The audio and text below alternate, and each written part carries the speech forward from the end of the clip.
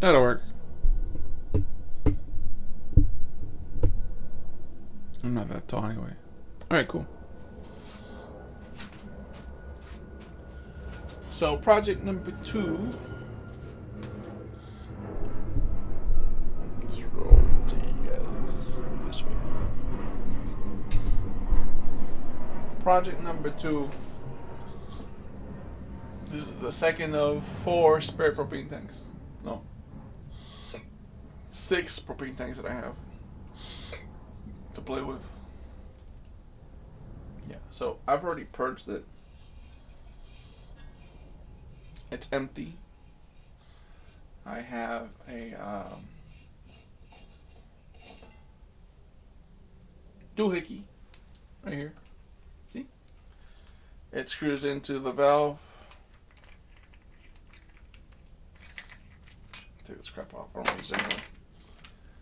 Screws into the valve counterclockwise. Right. And it has an inner piece that depresses the plunger. That's a safety in case you leave this open. You don't lose all your propane, right? And this one didn't have any propane in it, which is great because I don't want to mess with that. And it rotates in clockwise, and I took off the little pieces in here. And with this, I went to the store and found that it was 3/4 thread. So 3/4 fittings will screw in to this. So then 3/4 pipe boy would go in here. Long story short, we're going to make a air tank expansion tank out of this sucker. I'm going to take a wire wheel and sandpaper and sand it smooth-ish. Probably not. I don't know. Haven't decided if I want to spend that time. So I have a couple of close. It comes out to 3 close 3/4 fittings. 190-degree fitting to go horizontal this way, right? I wanted to find the 6-inch piece of pipe, but I couldn't find one at the store, so I bought an 8-inch piece. It's way too long for what I needed, and it might be long enough to do 2 of them, so this will be the mating set for the next tank that I make. But I found this 3-inch galvanized, and that'll fit here, right? So that'll bring it out to the T. It's all 3/4 inch threads. It'll have all Teflon tape.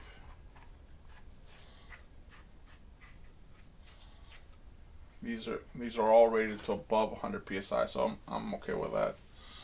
And then a reducer with another close 3/4 inch thread, right? The reducer will get a plug with another reducer down to, sorry, this is a 3/4 to a 1/2 inch reducer. So the 1/2 inch reducer reduces to a 1/4 inch, and the 1/4 inch is going to get the flare for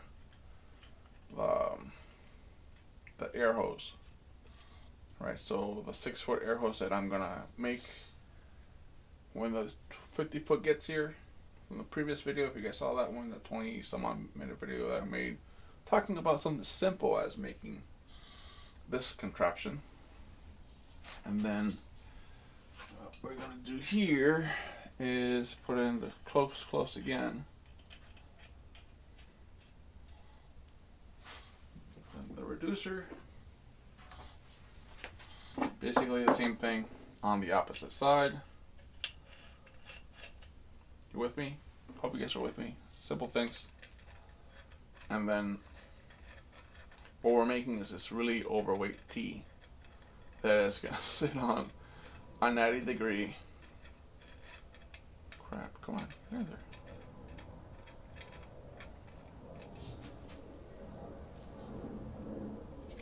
Make me look bad in front of the camera. Not that I already don't look bad in front of the camera, I'm just saying.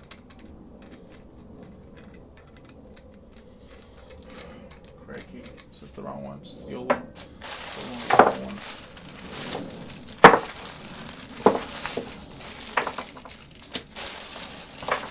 I didn't buy it. Did I not buy it? An old one. It caught. Alright, cool. So that there to here. And then this side will have a coupler. Right? So this will go this way. And then this tank will be upside down in a cradle and then strapped to the wall on the overhead of the door. I want to have the compressor up top. I have a outlet over here. I'm going to run the power cable to the compressor to a platform here. I've already measured. I have enough headway above the compressor to have it up there along with the extra tank. And then when it's time to add more tankage or storage, if you will, I just unscrew this.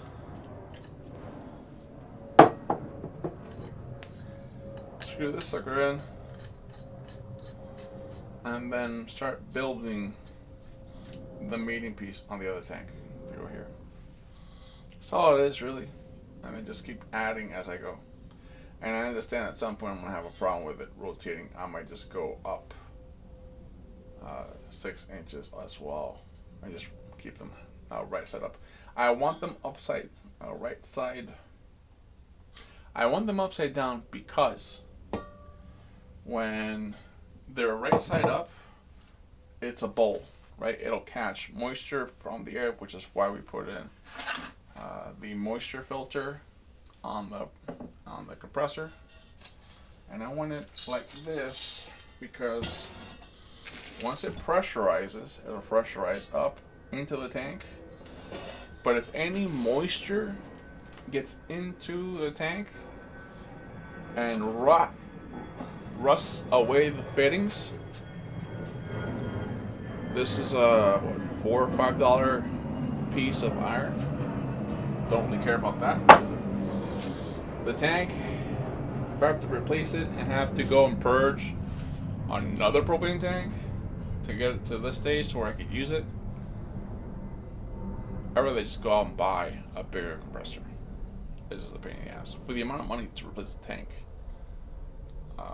to be able to do this project and buy another tank. I mean, I have right now 3.5 tanks that are full. Yeah, about 3.5 tanks that are full of propane. And once I run out of propane, I'm going to keep 3 tanks for my personal use, and then the third tank that's currently on the grill will get turned into an expansion tank, and then I'll have 2 of them. Right, so the idea is not to capture moisture in the tanks. If I can avoid it. If I can avoid having moisture in the tank, I'd rather have it in the pipes. The pipes are replaceable. They're easier for me to source and replace. The tanks are a bigger pain in the ass because I have to find them on the side of the road, purge them, clean them out, add some water, put in some oil, stroll it around, make it pretty, strap it to the wall, that kind of stuff. I'd rather not do that more times than I can count. I'd rather do this once or twice, have a nice column of the compressor and maybe the tanks on one side. Maybe this section of wall right here will just be the compressor and the expansion tanks. And then when that compressor kicks the bucket, because eventually it will kick the bucket, I'll just get a 10-gallon upright and stick in the quarter. Don't know. We'll figure it out. Thank you for watching Leo Builds It. Please like, comment, subscribe. I'm going to put this together in short for you guys here shortly after it's assembled, and I have a coupler in place. Thank you for watching. And I need to go to the store and get a ball valve so that I don't lose the air. Because yes, I thought about that too. Thanks for watching, guys.